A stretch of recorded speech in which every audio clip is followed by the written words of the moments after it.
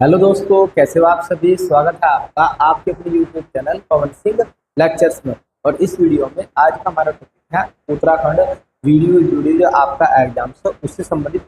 हमने top 100 MCQ series start किया हुआ है और यह हमारा सेट नंबर 4 है।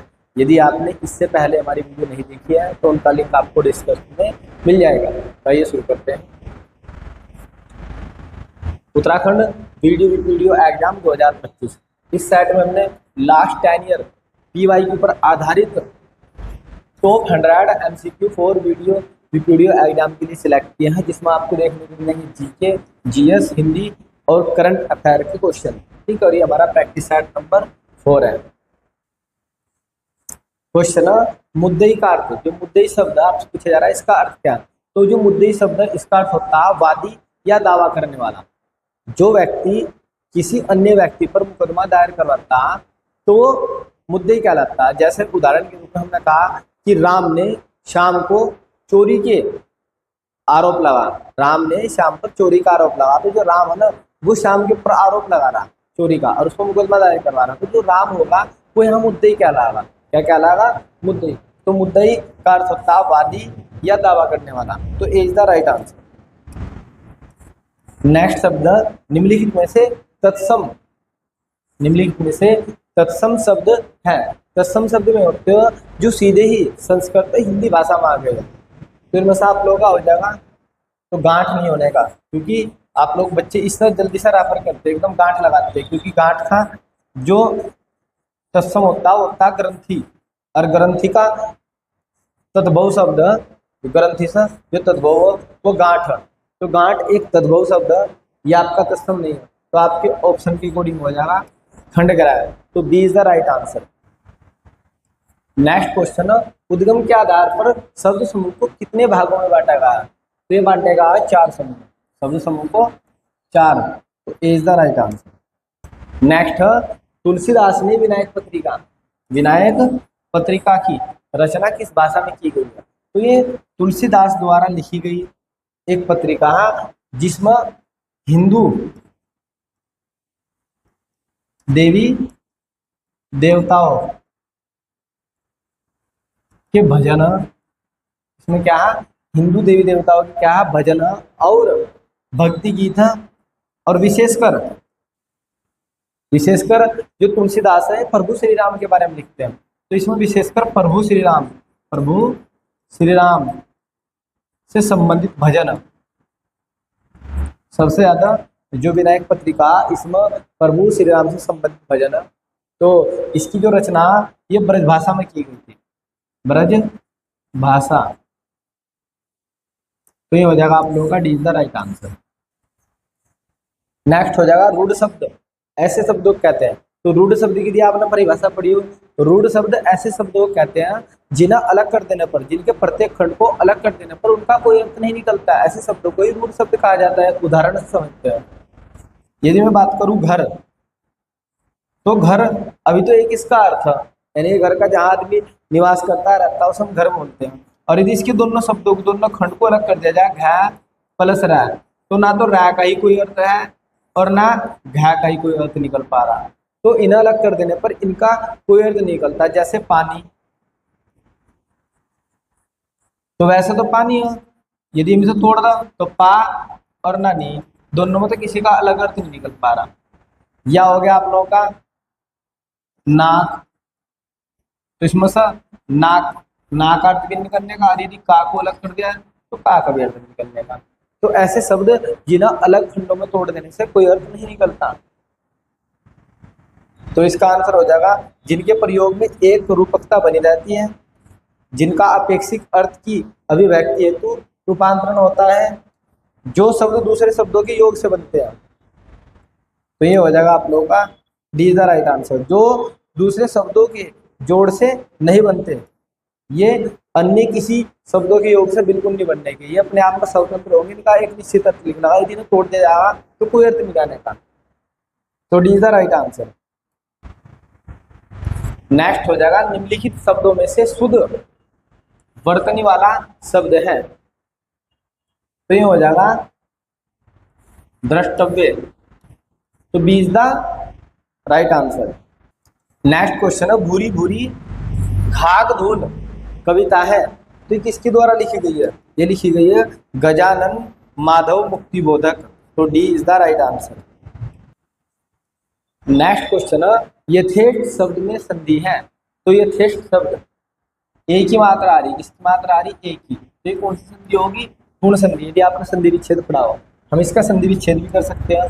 संधि विच्छेद होगा यथा प्लस इष्ट, इसमें क्या है? आ प्लस ई मिलकर ए बना रहे, क्या बना रहे? ए। तो ये आप लोगों का कौन सी संधि हो जाएगी? गुण संधि। कौन सी संधि हो जाएगी? गुण संधि हो जाएगी आप लोगों की। तो ये हो जाएगा आप लोग का ए का राइट आंसर। कर्दंत प्रत्यय किन शब्दों के साथ जुड़ते हैं? तो जो कर्दंत प्रत्यय होते हैं ये धातु या क्रिया के साथ लगते हैं। किसके साथ लगते हैं? क्रिया के साथ ही जुड़ते हैं। जैसे आप लोगों ने देखा होगा पढ़ एक क्रिया, लेकिन इसमें क्या होगा? कर्दंत जुड़ जाएगा। जैसा हो जाएगा प प्लस ना ऐड करेंगे तो क्या बन जाएगा? ये पढ़ना। क्या बन जाएगा? पढ़ना। जैसा आप लोगों का क्रिया है देख आपकी क्रिया है, और इसमें हम कर्दंत ऐड कर देंगे, ये हो जाएगा देख प्लस कर, तो बन जाएगा देख कर। क्या बन जाएगा? देख कर। तो ऐसे शब्द जो आप लोगों के कर्दंत प्रत्यय ये हमेशा ही क्रिया में लगते हो या धातु में, तो ये हो जाएगा क्रिया। तो सीधा राइट आंसर। नेक्स्ट है, निम्न में से किस कवि की कविताओं में समांति बोध एवं पूंजीवादी छल दोनों का प्रतिकारक है? तो ये हो जाएगा आप लोगों का सीधा राइट आंसर, मंगलेश डबराल। निम्न में से उष्मा व्यंजन नहीं है, तो वह व्यंजन जिसे बोलते समय मुख से गर्म हवा बाहर निकलती है, यानी कि वायु बाहर निकलती है, उसे उष्मा व्यंजन बोलते हैं। इसमें हो जाएगा आप लोगों का ये होता है वर्ग, सवर्ग, स सा और ह। ये चार जो आपके व्यंजन है ये उष्मा व्यंजन कहलाते हैं। तो ये पूछ रहा है कि नहीं है, तो नहीं में कौन सा हो जाएगा? म। तो C is the right answer. ये नेक्स्ट क्वेश्चन है, भाषा में लोकोक्तियां व मोहरों का प्रयोग निम्नलिखित में से किस गुण के कारण किया जाता है? गतिशीलता के कारण किया जाता है, शोभयुक्ता के कारण किया जाता है, सहायता के कारण किया जाता है, या उपयुक्त सभी? तो इसका आंसर हो जाएगा D is the right answer, उपयुक्त सभी के कारण किया जाता है। नेक्स्ट है, प्रस्तावना का पर्यायवाची शब्द है, ये बहुत इजी है। ये क्या हो जाएगा? प्रकथन या भूमिका, या होता है भूमिका। तो ये हो जाएगा A is the right answer.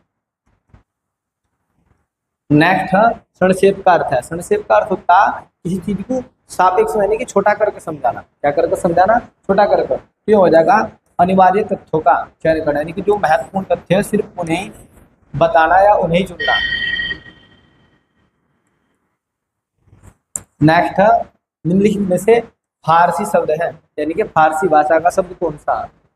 कानून, मकान, हजार या आदमी? तो ये हो जाएगा हजार। तो सीधा राइट आंसर। विलोम शब्दों के निर्माण में बहुलता से प्रयोग किया जाता है, यानी कि जो विलोम शब्द हम बनाते हैं उनमें सबसे ज्यादा कौन सा प्रयोग किया जाता है? उपसर्ग प्रयोग किए जाते हैं, प्रत्यय प्रयोग किए जाते हैं, परसर्ग प्रयोग किए जाते हैं, या उपयुक्त सभी? तो इसमें सबसे ज्यादा प्रयोग किया जाता है उपसर्गों का। उपसर्ग हम सबसे ज्यादा लगाते हैं। जैसा आप लोगों ने देखा होगा सत्य, तो यदि इसका विलोम बनाना तो हम इसमें उपसर्ग लगा देंगे अ, और ये बन जाएगा असत्य। जैसा दूसरा हार, यदि इसका विलोम बनाना तो हम बना देंगे उपहार। और जैसा पुत्र, और पुत्र में हम प्रत्यय लगा देंगे तो बना देंगे कुपुत्र। तो हम क्या करते हैं, विलोम शब्दों में सबसे ज्यादा उपसर्ग लगाते हैं, ठीक, और विलोम शब्द बना देते हैं। तो ये हो जाएगा A is the right answer. कोई आ रहा है, इस वाक्य में सर्वनाम है। कोई आ रहा है, तो ये निश्चयवाचक सर्वनाम होगा, पुरुषवाचक होगा, निजीवाचक होगा, या अनिश्चयवाचक होगा? तो ये बहुत इजी है। ये क्या होगा, कोई आ रहा है, तो ये हो जाएगा अनिश्चयवाचक सर्वनाम। पता ही नहीं लग रहा आप लोगों को, तो ऐसे में अनिश्चयवाचक। नेक्स्ट क्वेश्चन है, काली घटा का घमंड घटा पंक्ति में अलंकार है। तो वह अलंकार जिसमें शब्दों की पुनरावृत्ति होती है, यानी कि एक शब्द दो या दो से अधिक बार प्रयोग किया जाता है, उसका अर्थ हर बार अलग होता है। ठीक है, जैसे यहाँ पे घटा और घटा का प्रयोग 2 बार किया गया, जबकि एक बार काली घटा का मतलब है काले घने बादल, और दूसरी बार घटा का अर्थ कम हो जाना, यानी कि दोनों बार अलग अलग अर्थ में इसका प्रयोग हुआ है। जैसे कनक कनक के सो गुरी, आप लोगों ने एक बार कनक का अर्थ होता है सोना और दूसरी बार कनक का अर्थ होता है धतूरा। और इसमें कहा जाता है कि यदि सोना प्राप्त हो जाए आदमी को या धतूरा आदमी खा ले, तो दोनों ही प्राप्त करने से आदमी पागल हो जाता है। क्या हो जाता है, पागल हो जाता है। तो ऐसे अलंकार को हम बोलते हैं यमक अलंकार। तो सीधा राइट आंसर। नेक्स्ट, दूत का अर्थ है संदेश वाहक। जो दूत बोलते हैं कि भाई फलाने का दूत है, वह संदेश वाहक मैसेंजर की तरह काम करता। जबकि दयूत का अर्थ होगा, जो दयूत होगा उसका अर्थ क्या होगा, उसका अर्थ होगा जुआ। तो सीधा राइट आंसर। नेक्स्ट, उससे पढ़ा नहीं जाता। इस वाक्य में वाच्य क्या है। यदि हम वाच्य की बात करते हैं, वाच्य 2 प्रकार के होते हैं, एक होता है कर्तवाच्य और एक होता है आप लोग का अकर्तवाच्य। और ये 2 प्रकार का होता है, इसमें होता है कर्मवाच्य और होता है भाववाच्य। क्या होता है, भाववाच्य। कर्मवाच्य जैसा कर्तवाच्य, राम पढ़ता है। यदि हमेशा कर्मवाच्य में बदलना है तो के द्वारा का प्रयोग किया जाता है, के द्वारा। यदि आपको लग रहा कहीं के द्वारा लगा रहा तो आपका कर्मवाच्य हो जाएगा। यदि हमें इसी वाक्य को बदलना है कर्मवाच्य में, तो ये बदल जाएगा राम द्वारा, राम के द्वारा पढ़ा जाता है। तो ये बन जाएगा ऐसा। तो के द्वारा का प्रयोग किया जाएगा तो ये कर्मवाच्य में बदल जाएगा। यदि भाववाच्य, भाववाच्य में से का प्रयोग किया जाता है, किसका, से का, तो भाववाच्य ऐसा हो जाएगा राम से पढ़ा नहीं जाता, राम से चला नहीं जाता, राम से खाया नहीं जाता। तो ऐसे शब्दों में जिसमें से का प्रयोग हो वो तो भाववाच्य कहलाएगा। तो यहाँ उससे, देखो से का प्रयोग किया जा रहा है, उससे पढ़ा नहीं जाता, तो कौन सा वाच्य हो जाएगा, तो ये हो जाएगा भाववाच्य। ये हो जाएगा आपका भाववाच्य। तो B is the right answer. अच्छी तरीके से आपको सारे फैक्ट याद रखना। नेक्स्ट, किस शासक द्वारा निर्मित सड़कों और सरायों को साम्राज्य की धमनियां कहा गया है। तो सड़कों का निर्माण किसने किया था, सहसासुरी ने। सहसा सड़क और सहसा ही सहसासुरी। तो इसका आंसर हो जाएगा सहसासुरी। तो D is the right answer. Next है, भारत में प्रधानमंत्री जनधन योजना की शुरुआत की जाती है। तो जनधन योजना कब आती है, ये आती है जब बीजेपी सरकार आती है सत्ता में। प्रधानमंत्री नरेंद्र मोदी तो 2014 में आते हैं और तभी जनधन योजना आती है। तो 2014। भारत में एशियाटिक सोसाइटी ऑफ बंगाल नामक शोध संस्थान की स्थापना किसने की थी। तो ये की गई थी 15 जनवरी 1784 में विलियम जोन्स ने करी थी। तो ये 15 जनवरी 1784 ईस्वी में विलियम जोन्स ने की थी। देखते हैं इसका आंसर हो जाएगा आप लोगों का B is the right answer. Sir William Jones ने की थी 15 जनवरी 1784। नेक्स्ट है, मैं अपनी आंख उन पहाड़ियों की ओर उठाऊंगा जहां से मुझे सहायता मिलती है। यह शब्द उत्तराखंड के किस स्थान पर अंकित है। तो किसके लिए है, तो ये हो जाएंगे फूलों की घाटी, वैली ऑफ फ्लावर, चमोली में स्थित है। तो ये हो जाएगा आप लोग का B is the right answer. Next question हो जाएगा, यवनों के आक्रमण का उल्लेख किसमें मिलता है। तो इसका आंसर हो जाएगा D is the right answer. ये मिलता है कारगिल साहित्य में। तो D is the right answer. Next question है, पद्मश्री पाने वाले उत्तराखंड के प्रथम वैज्ञानिक। आपसे पूछा जा रहा है प्रथम वैज्ञानिक कौन थे उत्तराखंड के प्रथम वैज्ञानिक। तो ये थे नीलांबर पंत। तो ए is the right answer. Next question है, भ्रष्टाचार के आरोप से बरी होने के बावजूद भी बंगाल का वह गवर्नर जनरल जिसने आत्महत्या कर ली थी, जिसने क्या की थी, आत्महत्या, तो ये थे रॉबर्ट क्लाइव। कौन थे? Robert Clive. एक तो उनका जो स्वास्थ्य होता है वो ज्यादा खराब रहता, दूसरा क्या होता, इनकी जो इंग्लैंड में ना वो छवि बहुत ज्यादा गिर जाती है, जिस कारण ये 1774 में क्या कर लेते हैं, आत्महत्या कर लेते हैं। लेकिन यदि वास्तव में बात करी जाए तो वास्तव में आज तक इनकी आत्महत्या कोई साक्ष्य प्राप्त नहीं हुआ कि किस कारण इनकी मृत्यु हुई है, क्यों हुई है। इस आत्महत्या का नाम दे दिया। ऐसा भी हो सकता है किसी ने मारा भी हो, लेकिन आत्महत्या मानी जाती है 1774 में। तो Robert Clive D the right answer. Next है, बद्रीनाथ मंदिर के तीर्थ को अन्य किस नाम से जाना जाता है। तो ये हो जाएगा वाल्मीकि तीर्थ से, या सारस्वत तीर्थ से, गौतम तीर्थ से, या इनमें से कोई नहीं। तो इसका हो जाएगा be the right answer, Saraswat तीर्थ से जाना जाता है। नेक्स्ट क्वेश्चन है, उत्तराखंड औद्योगिक नीति 2008 के अनुसार पर्वतीय क्षेत्र को कितने भागों में बांटा गया है, कितनी श्रेणियों में बांटा गया है। तो ये हो जाएगा 2 श्रेणियों में। D is the right answer. Next question है, पिथौरागढ़ में स्थित ध्वजेश्वर मंदिर, पंचेश्वर स्थल, केदार मंदिर किस देवता के हैं। तो बहुत ही क्वेश्चन है, ये किसके है, भगवान शिव के, महादेव। तो सीधा राइट आंसर। नेक्स्ट क्वेश्चन है, पंचाचूली पर्वत चोटी की ऊंचाई कितनी है। तो पूछे जा रहा है आप लोगों से। तो ये हो जाएगा, पंचाचूली हो जाएगा 6904 मीटर। तो सीधा राइट आंसर। नेक्स्ट है, निम्नलिखित में से उत्तराखंड राज्य की सबसे पुरानी नहर कौन सी है। सबसे पुरानी नहर तो हो जाएगी ऊपरी गंग नहर। ऊपरी गंग नहर ये सबसे पुरानी नहर है, और जो इसका निर्माण कार्य है वो 1842 में शुरू होता है और 1842 से लेकर 1854 तक, 1854 में समाप्त हो जाता है। 1854 में जो इस ऊपरी गंग नहर का उद्घाटन किया जाता है वो लॉर्ड डलहौजी द्वारा किया जाता है। तो ये भी फैक्ट याद रखना है, पूछ जाएगा ऊपरी गंग नहर का उद्घाटन किसने किया। तो लॉर्ड डलहौजी द्वारा किया जाता है 1854 में। तो C is the right answer. Next question है, 1948 में कुमाऊं रेजिमेंट का मुख्यालय स्थायी रूप से किस स्थान पर स्थापित किया जाता है। तो बहुत इजी क्वेश्चन है, किया जाता है रानीखेत में। तो B is the right answer. Next question है, समोसा फोकस है। तो ये भाई खाने वाला समोसा नहीं है वो, ये आप लोगों का संयुक्त राज्य अमेरिका कांग्रेस में भारतीय मूल के अमेरिकी का एक अनौपचारिक समूह। तो C is the right answer. Next question है, संयुक्त राष्ट्र संघ के शांति निर्माण आयोग की स्थापना हुई है। तो ये 2005। D is the right answer. Next question है, भारत के सर्वोच्च न्यायालय यानी कि सुप्रीम कोर्ट की स्थापना की गई है। तो की जाती है 26 जनवरी 1950।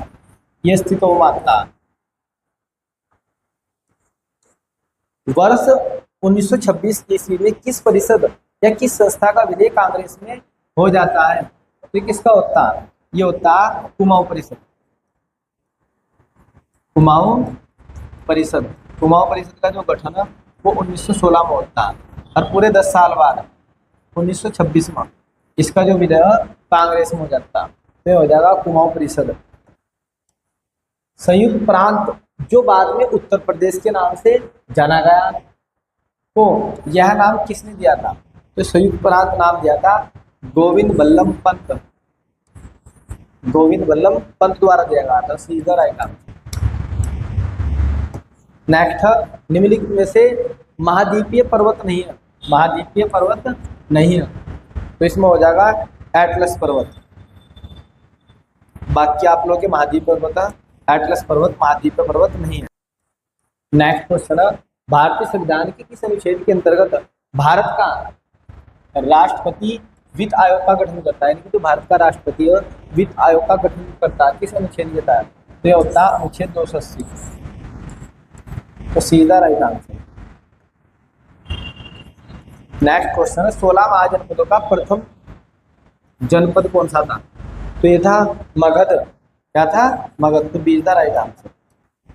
नेक्स्ट अन्नामुडाई का उच्चतम शिखर है, ये किसका? पूर्वी घाट का उच्चतम शिखर है, पश्चिमी घाट का उच्चतम शिखर है, उत्तरी हिमालय का, या इनमें से कोई नहीं? तो यह पश्चिमी घाट का उच्चतम शिखर, और यह दक्षिण भारत की सबसे ऊंची चोटी भी है। तो दक्षिण भारत की सबसे ऊंची चोटी कौन सी है? तो ये हो जाएगी अन्नामुडाई, और ये पश्चिमी घाट की उच्चतम शिखर है।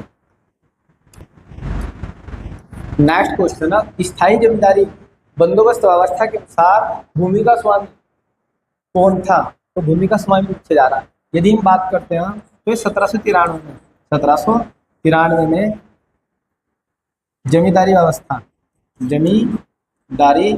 व्यवस्था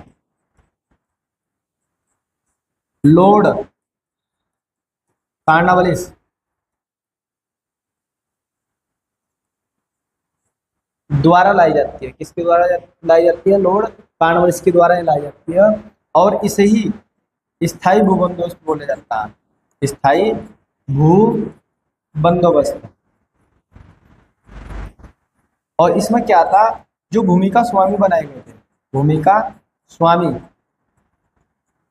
वो जमींदार बनाया गया था।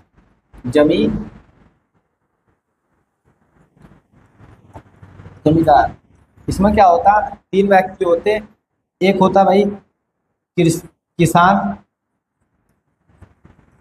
फिर होता जमींदार, और फिर होती सरकार, यानी कि ब्रिटिश सरकार होगी। इसमें क्या होता? जमींदार का काम बिचौलिया काम होता है। यो क्या करता?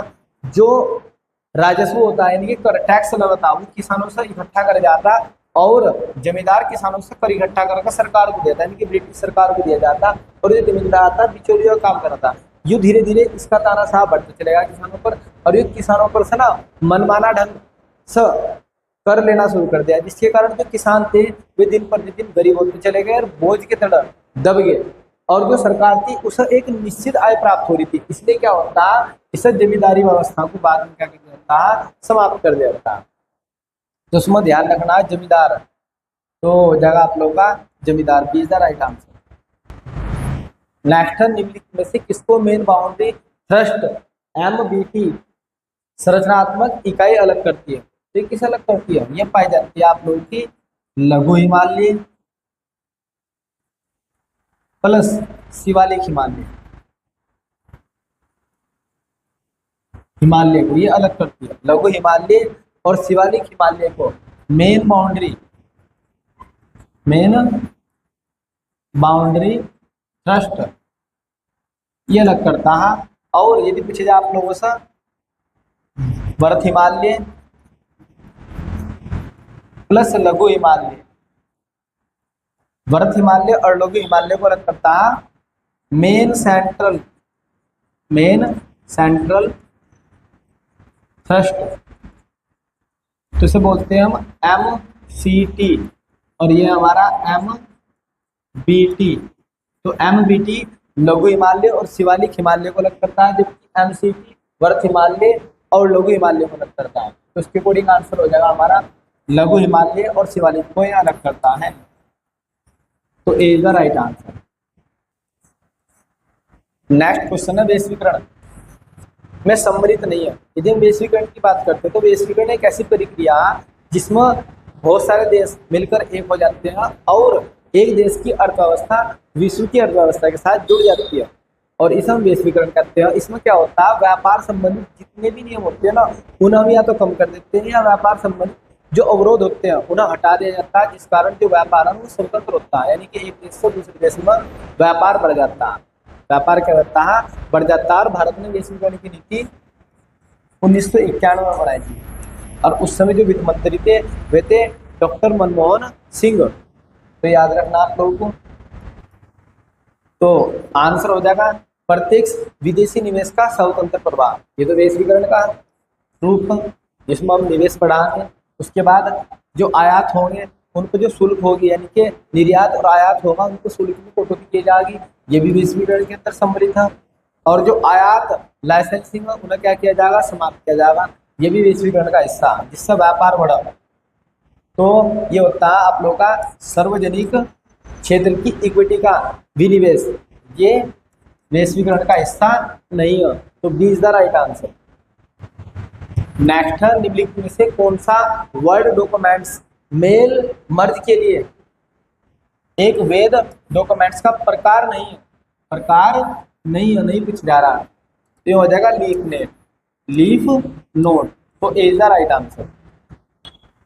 नेक्स्ट क्वेश्चन है, यूनाइटेड प्रोविजंस के board of Indian medicine, board of Indian medicine Lucknow में पंजीकृत वैद्य थे। तो ये हो जाएगा आंसर मोतीलाल सेनवाल। तो D is the right answer.